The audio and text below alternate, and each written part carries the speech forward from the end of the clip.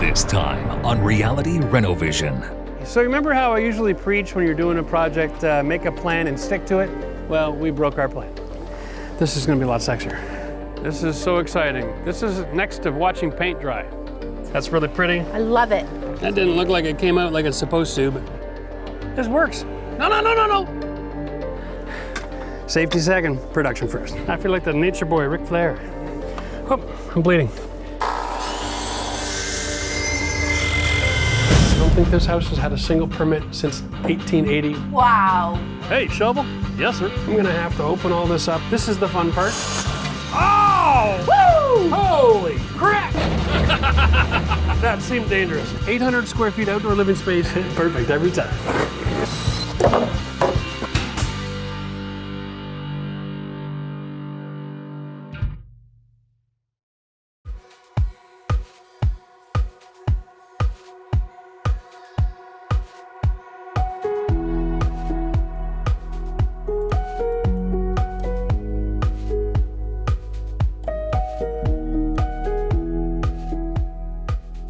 Okay, so the patio's coming along. We're just waiting for the delivery of our stone. Of course, nowadays, supply chain issues, everything just takes a couple extra days. So while we're waiting, our cedar has arrived.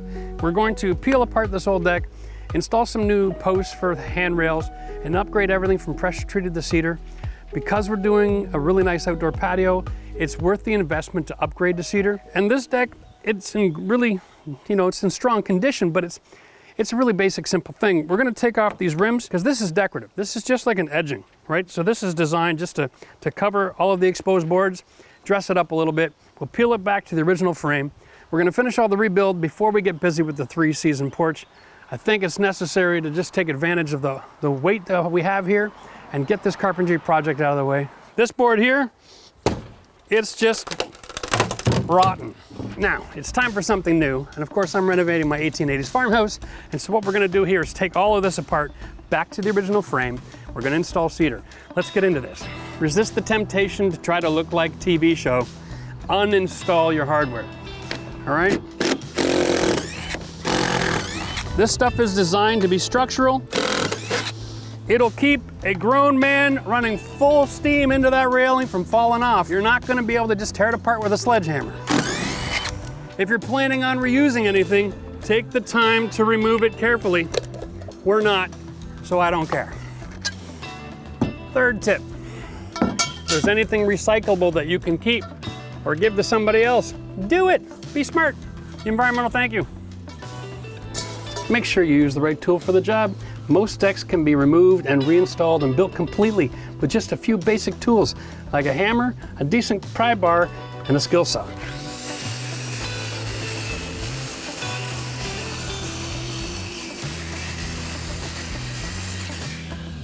And listen, if you're not used to working with power tools, wear some safety glasses, use your head. But if you're like me and you're used to your power tools, you know exactly what they're gonna do. Safety second, production first. And I don't care what anybody says, when it comes time to remove your deck boards, bigger is better. Bad boy like this is about 30 bucks. You can get it at the seasonal department at the Home Depot. For best results, you can get something like this. Power of a lever. Nothing like grade 5 science class. And remember, if somebody else installed the deck with screws instead of nails, try backing out the screws as much as possible. Make your life a lot easier.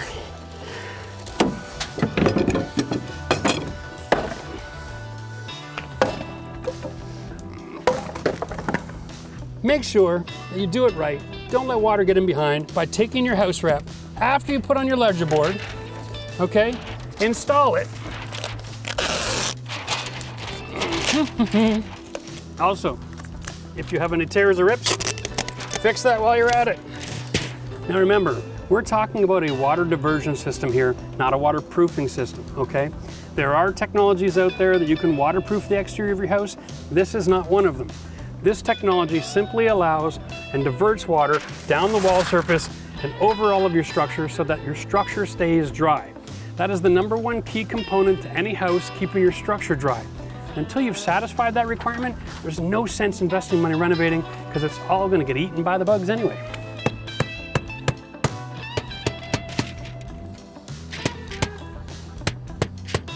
All right, do not hammer like that. All right.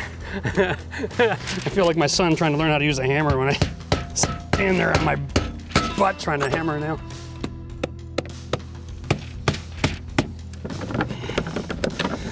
I'll take the grinder any day of the week, Max. This is something that you want to maintain with your pressure washer as well. Give it a quick blow a couple of times a year to keep all the dirt and debris and leaves and that sort of stuff piling up in there. Oh, I'm bleeding. I need some electrical tape. There we go. Good as new.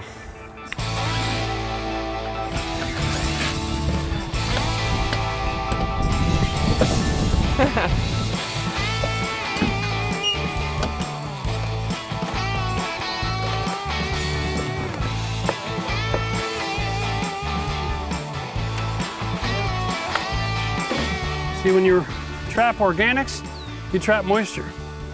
And then in the wintertime, that freezes, leaves the wood staying wet.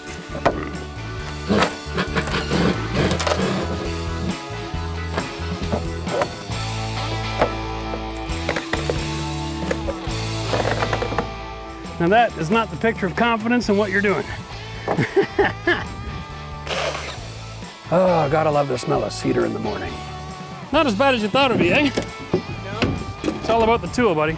Step on that and then step on that.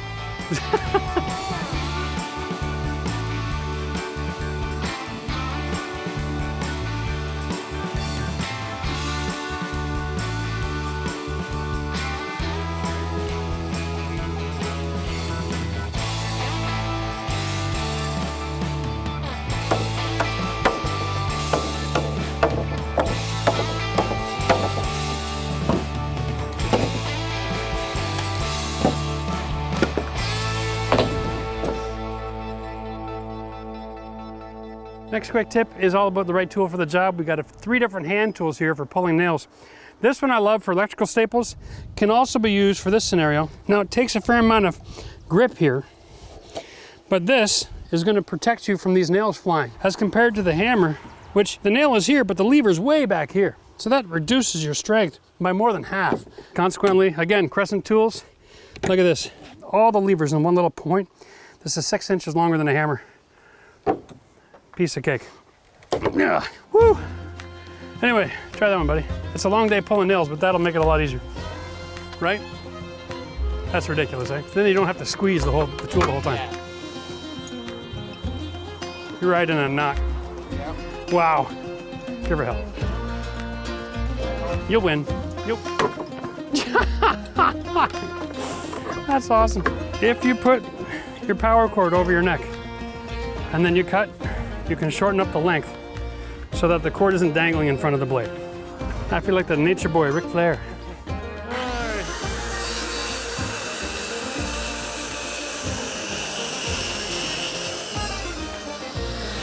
When you're doing offcuts on your deck, always cut from the top down. That'll help keep your blade from binding. If you cut from the bottom up, you're running the risk of everything getting caught up on each other, all right?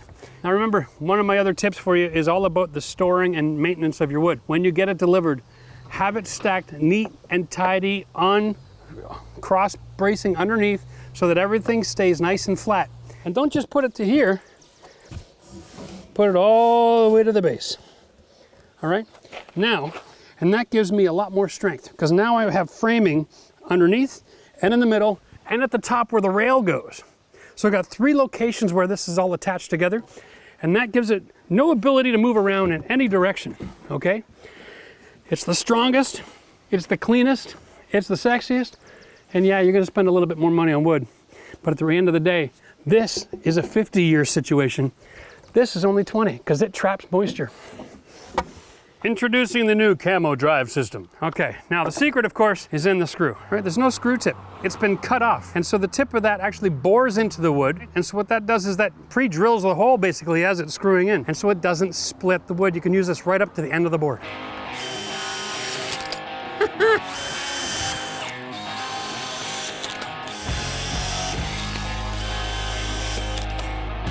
Oh, that's the spot.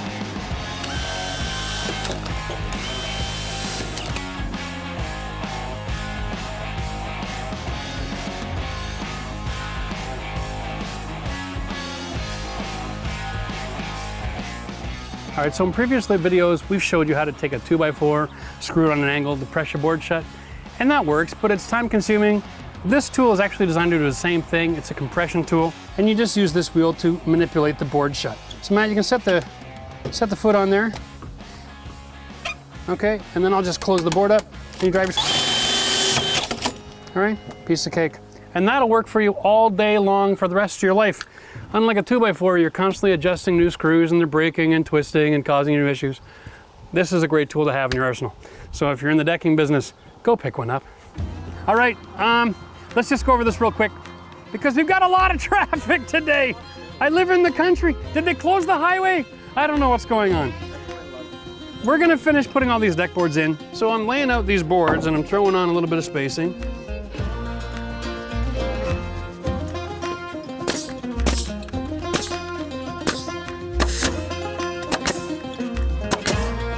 I'll let you finish all that off.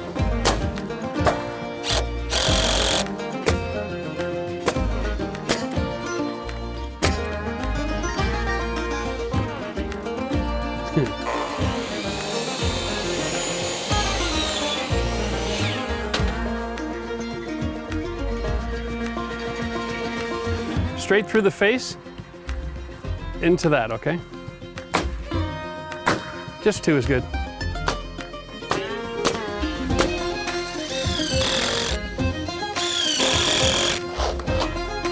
That was lousy. There you go. Until it stops tightening, you've got to screw because there's a density in the wood, and until the head creates enough compression that it actually closes that gap, you're not done.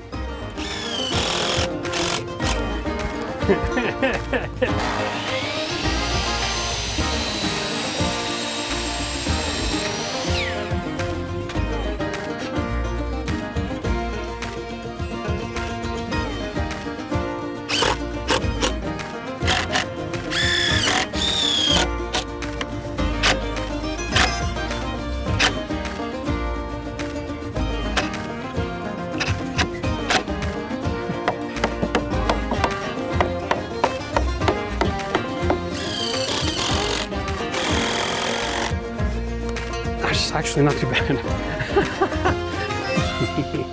That's how you make it perfect every time. Now, if you want to try to compare this to any kind of surface mounted rail system, and they make them, there's tons of them, aluminum railing systems, little caps that screw into the wood. Those screws are this long, right? And it's just a little bit of thread that's in the actual wood. And if any water sits on that wood at all, it's going to soften up. And you're gonna lean on one day and it's just gonna rip right out of the surface of your deck. It's unsafe. I don't know why they ever even approve them. Now real quick, we're gonna take some time and put these deck boards down. We did run into an issue yesterday I thought I'd talk you through. Over here, we have 16s and we have 10 foot. And our deck is about 25. So we have cutoffs, we have to land on a joist. And what we decided is, if we started running 10 foot from the end coming this way, we'd have to hit this joint here. And I'm gonna have 1, 2, 3 boards that all have a joint right in the walkway at the door. That's stupid. A, it looks ugly, but the higher the traffic area, the less you wanna have a joint. So what we did instead is we offset this, we put the joint here, then we'll put the 16, and then the offcut can be put on the other end. I'm gonna show you my trick because I know how to put a joint together that won't rot prematurely, and it's gonna make you look like a superstar. No cedar deck job would be complete without some PL Premium. Watch this. It's almost the same color as the cedar. So we put in a healthy bead, and then we're just going to compress the joint by pushing it together. All right, there we go. Now we're ready to screw it in. There you go.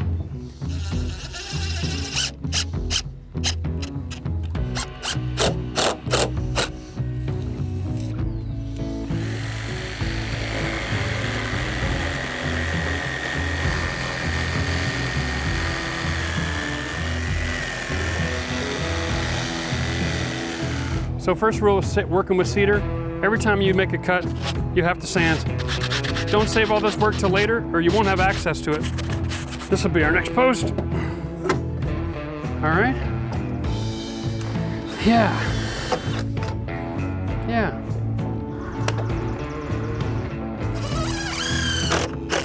All right, so now we're gonna deal with the railing. Now I'm gonna show you a little tool that I haven't used on the channel. Wow, 5 years, Max, we've been filming. We've never pulled this out. Chalk line. Crazy. This is just sitting in my toolbox. Man, it's been a long time since I've used this, ever since I pulled out the laser. We're gonna just use this to establish a line that I'm gonna cut. So we're just gonna pull it tight. Boom. There's my line.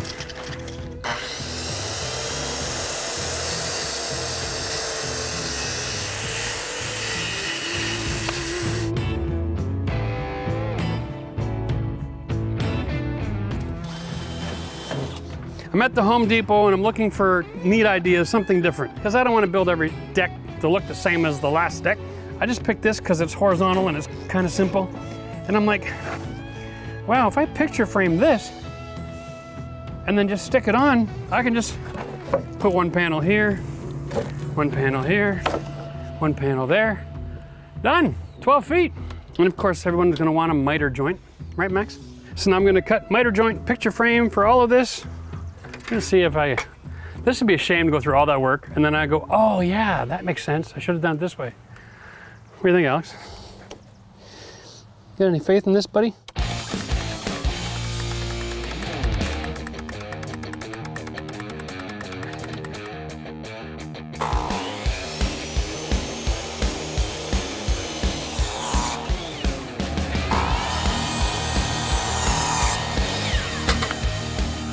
It's important when working with a table saw to not be stupid. This will hurt you.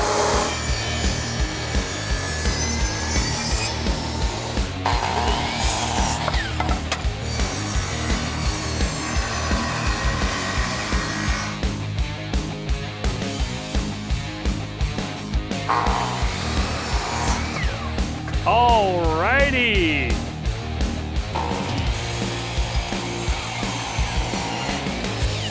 Nice. We'll try that and we'll go from there.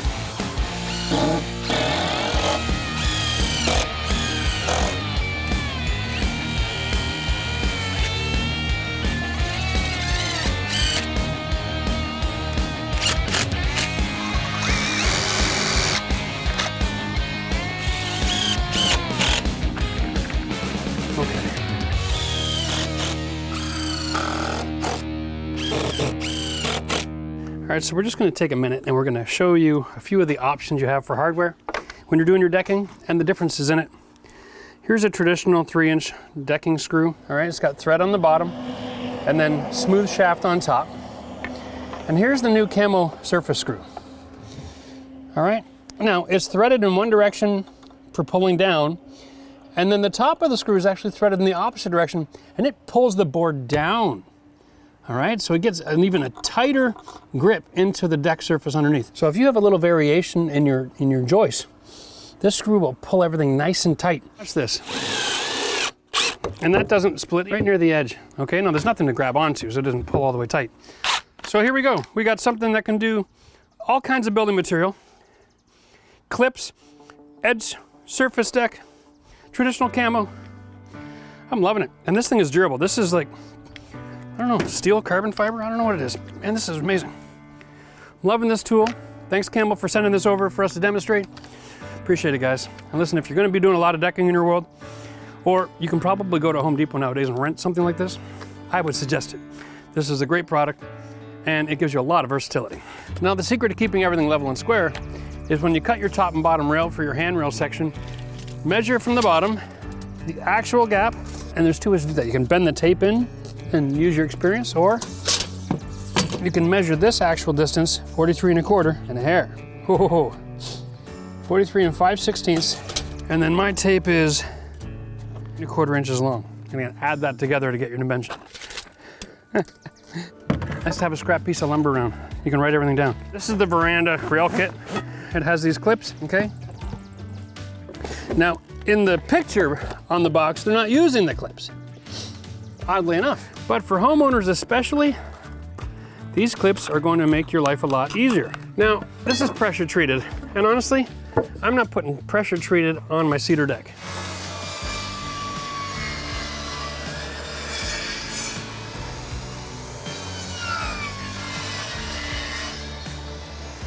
There we go. Now we got a template. I'm just gonna mark where my spindles would be. What I'm gonna do is take a drill and a Forstner bit. Now a Forstner bit is a flat bottom bit, okay? Yes, it leaves a little bit of a dimple, but other than that, it bores a flat hole.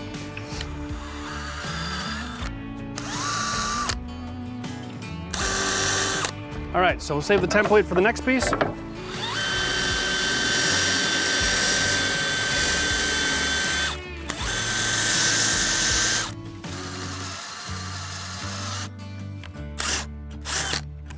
Now we gotta stick these bad boys together. Gotta get rid of all these caps.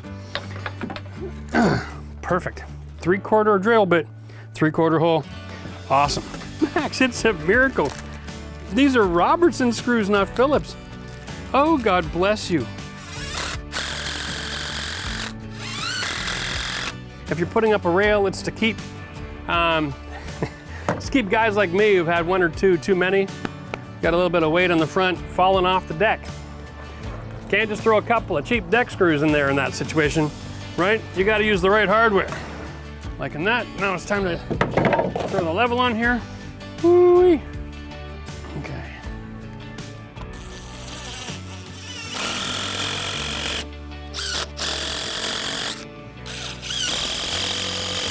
And they are strong enough to do all of the work to keep this railing in place for whoever ends up trying to run through it. So, when you're putting the rest of your capping on, you can worry about aesthetics and not about structure. You don't have to drive screws on the angle and try to tie it all together. The other pieces of wood that go on top, you screw down the top into this, and we'll screw from the underside to pull the cap together, and that's it. So the top of this has got no screws in it, and that'll help to promote a long life. Just like the same concept of when we're putting in the camo in the floor, we don't want screws in the surface up here either. Talk to me about that patio project. It's been half finished for a while. It kind of makes me feel like it's on the honey-do list. Yeah, God. But, you know, there's a certain amount of foundational work that we had to do. Yes. And so we incorporated all that work with the rental of the skid steer equipment. Right, yeah. So we did a lot of earth moving and a lot of work like that. And we just said, fine, bring in the dump trucks. Let's, while the machine's here, right? Yep. So it's been half finished for a while, which is fine. I don't need the machine again, right? Yeah. It's just one less thing to think about.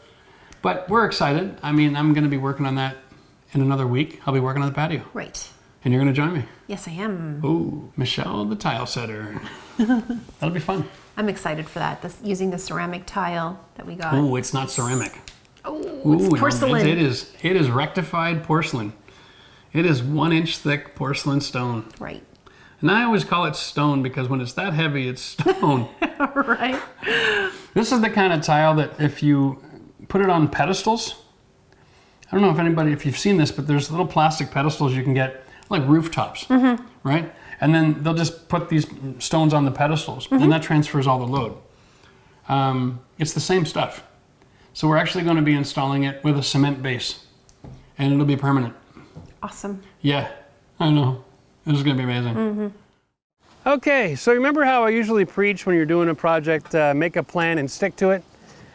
Well, we broke our plan. Now this is the stone we're installing today. Yes. That's really pretty. I love it. I want you to carry that. Yeah. Ooh. Right? It's a little heavy. Yeah. It's all good. You're going to be able to make it? Yep. Okay, now. So that's how we're going to install them. Okay. Our house is relatively square, which is nice. Yeah. These huge stones are different than what we originally were talking about doing this project, right? Right, yeah. Remember originally we were going to use like concrete pavers? Yes. We were going to lay them all in and then vibrate them in and fill it in with sand dust. This is going to be a lot sexier. Porcelain. Right? So it's going to be like Miami, very Miami. Yeah. In a northern climate.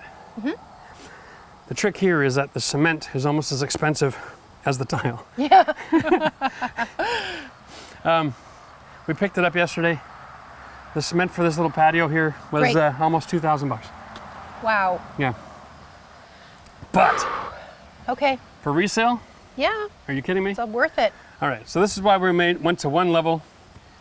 So we're gonna just square off our line. Yep. We're gonna install with a bit of a room to the outside edge because I want to install electrical conduit Yep. and put in outdoor boxes Yes. so people can add lights and whatever features and fans and misting, and Yeah. you can have all kinds of fun. Yeah. And it also is going to bridge the gap up onto this crazy foundation, and we'll cover it all in big riverstone. It's gonna look All right? gorgeous. Yeah, so that gives us all of our flexibility. We're gonna end up just starting in the middle because I did this little string line thing here just to check how good our slope is, and it's actually really quite perfect. Excellent. The middle is just a little bit lower. I see that. So we're slightly. gonna do the cement. We'll start from the middle, and then we'll use our great big 6-foot level to keep our Level it out. plane flat. We don't want it level, we want it flat. Ah. This is the goal. We've already got it Okay. graded, so we're looking for flat. Okay. All right. Now, these things are really thick, so there is no leveling clip for it. We're gonna go with cement and a rubber mallet. Even though I brought the leveling clips, Yeah, that was cute. That's for the wall tile in the bathroom. So I saw them sitting by the front door, so I thought I'd bring them. Thought you forgot them. I set it up and I was thinking, I took a second look. Yeah. Like, no, they're way too small. So whatever, that's fine. We're gonna just go with the regular spacers. Okay. All right. So what we need to do is just get started in the middle. We gotta just double check our square here. Once I got my layout good, we're gonna start from there going towards our fire pit. And we're gonna leave room for the hot tub, leave room for the fire pit. We're gonna go for square footage today. Okay. And then once we get all these other items built, then we'll go with the details, including the step. So Yeah, because we're working with 800 square yeah, feet here. so you know, if we can That's a get, lot. if the next 2 days we can get 600 square feet down, I'm a happy guy. Oh yeah, for sure. Right? Blood, a sweat, happy and girl. tears, baby. All right. All right. Oh, I got a present for you. Oh, I like presents.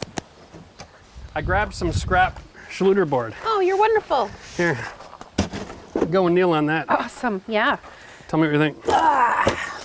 Wonderful. That'll keep you out of the rocks. Yeah. And you don't get the pinchy knee pads.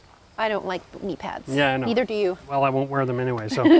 All right, cool. Okay. So that's your knee pad. All right. All right? Yeah. Okay. Do you want to lay the tile or do you want to mix the cement? I'll do both. Okay, that's all right. Let's go mix some cement All and right. we'll get started. Let's do it. Now the tile itself is a rectified porcelain, so it doesn't have a huge expansion contraction rate. So we're gonna go with a 1/8 inch grout line, using this because it's gonna stay wet, using this because it's gonna freeze and thaw, so it'll avoid having cracks and issues. And then we're also using a superior grout for the outside. Trust me when I say this, you don't wanna cut these corners. Peel and tear. Yeah. Here we go. Let's put in the milk. Okay. Guess here. Guess here.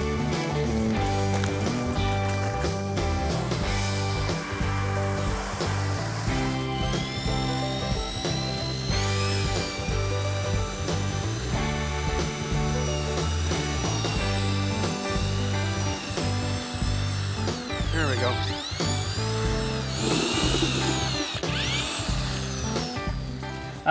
Michelle, what we're going to do is we're going to do a basic squaring off of the room concept. Yep. And we're using the 3-4-5 technique, which means I'm going to go measure, instead of 3, I'm going to go 9, 12, and 15. So you want to pinch these two together right there for me. Sure. Okay? On the 9-foot mark. Yep. Actually, that works pretty good. So what we're gonna do is we're just gonna start in the middle of the room, roughly 2, 4, 6, 8, 10, 12, 14 feet out. Okay, and I'm gonna go side by side tiles and go all the way across the patio to where the fire pit is. You're gonna need spacers for your grout line, a margin trowel. We're gonna wanna use these as well. I'll demonstrate that in a second. And then a 1/2 by 1/2 inch trowel that's 4 by 10 inches large.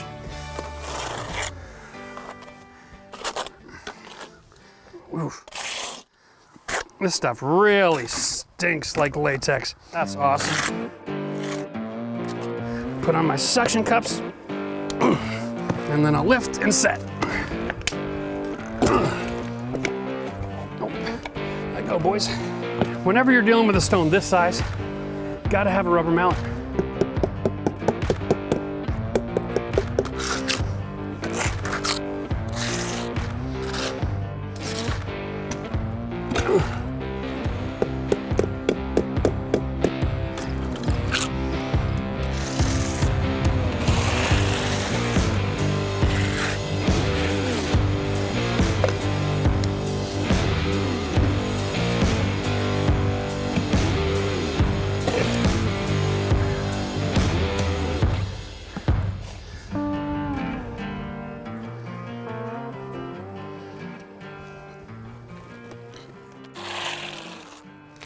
Crazy suction when it's wet. Okay. Okay, so the first thing we're looking at is our ground is a little disturbed from my knees. Yep. Take the top edge out. That, no, from all of that, the high side to the low side. Sorry. Okay, start there. Yeah. Drag it across and leave it here. You said here. Yeah, all that comes over here. Yeah, now you're getting aggressive. I love it. Learning from the master. Now. Is that what you want? Mm-hmm. Not bad, eh? Yep. Okay. All right. Now, I don't want you getting crazy dirty because I know you're heading out to go see, getting your hair appointment or something. You can stick one of those on. There you go. And then just squeeze it together. All right. Yep, pretty solid. Okay. Well, okay. Okay. Just lift it up and set it on the orange mat in front of me, and I'll put the cement on for you. Now, just another note. I'm noticing with this cement, It's getting thicker. with this additive in here, Yes. yeah, it has an attitude. All right, I'm just gonna shimmy it. Nice and gentle. Lay it down in position. Yes. Okay. All right. I need a little leverage. There you go. How's that? You're a good spot. So what we're gonna do is I'm gonna get you to use this suction cup to lift the corner. Yep. All right. And lift it up. Lift it up. Ooh! Lift it up. Oh! Not yet, honey. Please. Lift it up. Stay lifted. Yeah.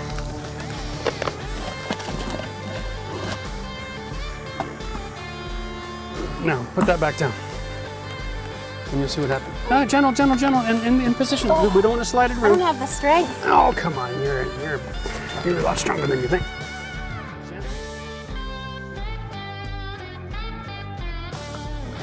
Well done. All right. Good job. Okay, now, off to get your hair done. Thank you.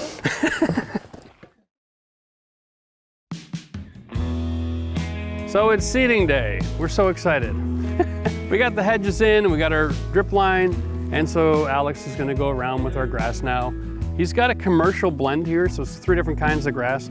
The idea is we have a mix of sun and shade here on the lawn, so whatever particular variety of grass proliferates in each area, at least we're gonna get consistent coverage, which is cool. Here he goes. This is so exciting. This is next to watching paint dry. There's not a whole lot to say. He's also got fertilizer. This is a perfect for fall and new start. You know, good for us. Okay, so the next step for us is to wait. We actually intentionally waited. We had the lawn prepped quite a few weeks ago, and then Alex had to drive around. He pulled out all of the weeds because we're waiting until the right time of year to put the seed down. And so the weeds grew a little bit because we are not gonna be pulling out 150 feet of hose and moving a sprinkler around, running off my pump, off the well to try to water over half an acre. So we're just gonna let nature do its thing. Everybody's gotta have a neighbor like this guy. Wow, that's a great tool. Now, if you don't have something like this, you're doing a smaller space, you can actually rent a little one-man pull along or push along unit. You just fill it up halfway with water and you're good to go.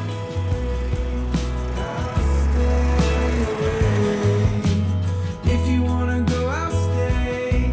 I'll stay away. If you wanna go, I'll stay. I'll stay away. If you wanna go, I'll stay. I'll stay away.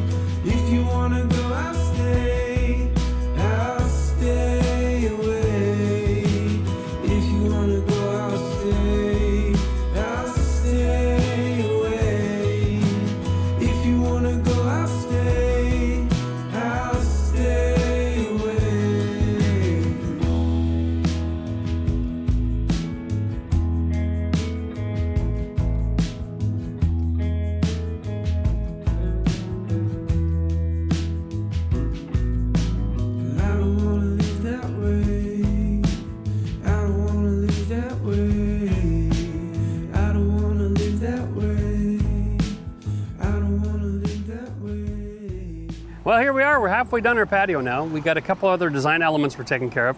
One of them is our fence. Now we're doing about a 5-foot fence here. Well, looks like closer to 6.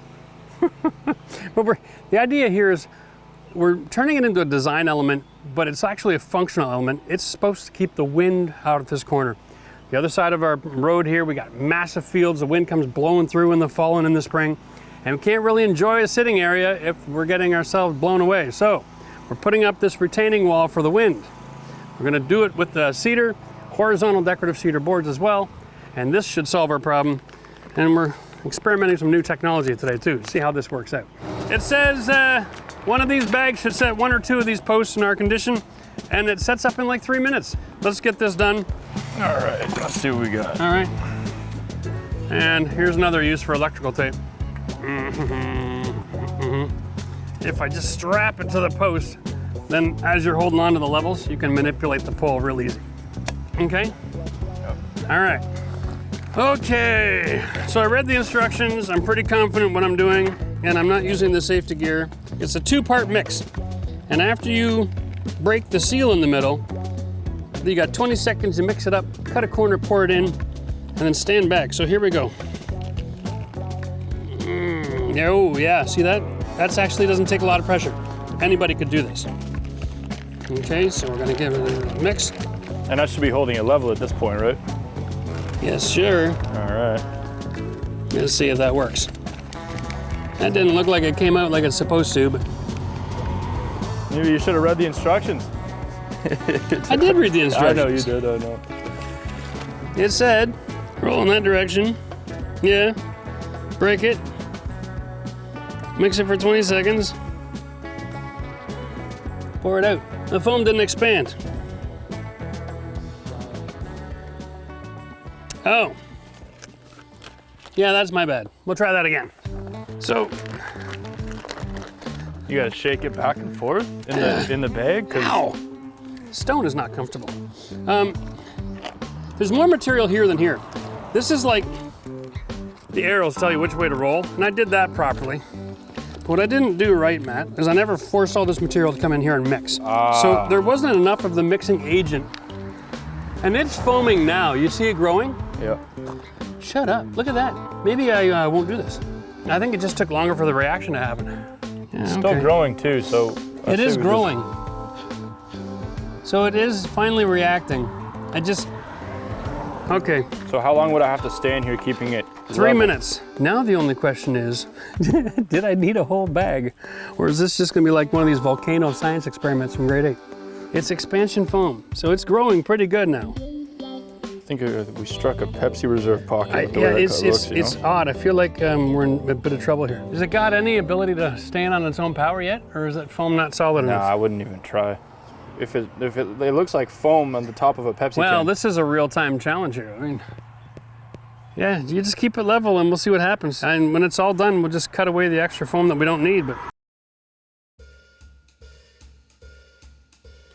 so it's really growing. So I drilled a 3-foot hole with a 6-inch auger bit, and I'm using a 4x4 post.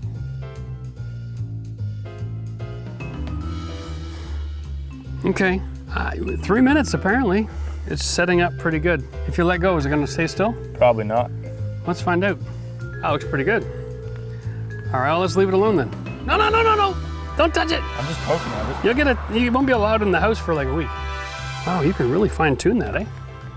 That's pretty incredible. Yeah, it's still growing. Yeah. Like, okay, well, 3 minutes has gone by. Post is holding itself up okay. It's feeling incredibly solid though, does it? Like, so I'm curious to know how much more embedded it feels after a couple of hours. Anyway, well, we're done with this. It's supposed to dry up into something like concrete, isn't it? Yeah, well, should be able to hold a fence up in the wind, so Yeah. we'll have to wait and see. This is awesome. Wow. Okay, so it's been about a half an hour, right? About 30 minutes. Now this is really set. If it gets any more dense, I would be really surprised. I think the secret for me now is probably add some water tomorrow, help compact whatever's laying around. But that foam should expand and fill up every nook and cranny in the ground. This works. Oh, you got this cancer stick in your face, do you? Well, that's gonna hold. Sweet. All right. I was a little skeptical, to be honest with you. The package had Homes Approved on it.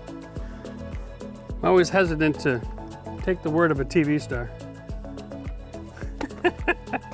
All right.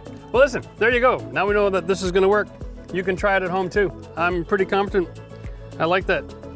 I don't even know I'm here. It's not as comfortable. It's not as solid as a bed of concrete the next day, but like I said, it's only been 30 minutes. Well, I'm really happy with the product. That's good, because this will make it quick and simple for me. We still got so many elements that are almost done. Boy, it's just, it never ends. It's like a typical homeowner special, right? Well, 95% of the way, and then... Like I try to preach, do one room at a time. But when you're doing the inside and the outside, and we've got COVID and we've got supply issues, every time we turn around, we're waiting for something to be delivered. So we have to start another project and not waste time. And it's been really hot this summer. So we've been exhausted, and I'm getting old.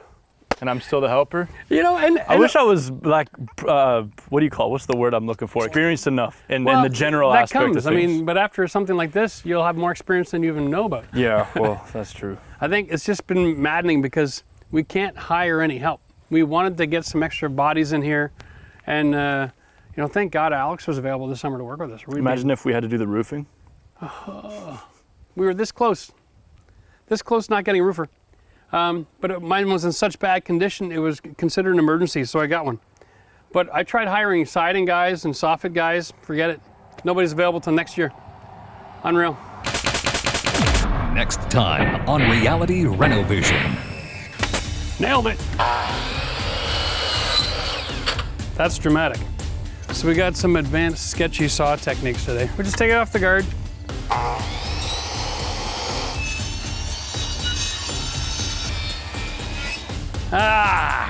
I am loving this.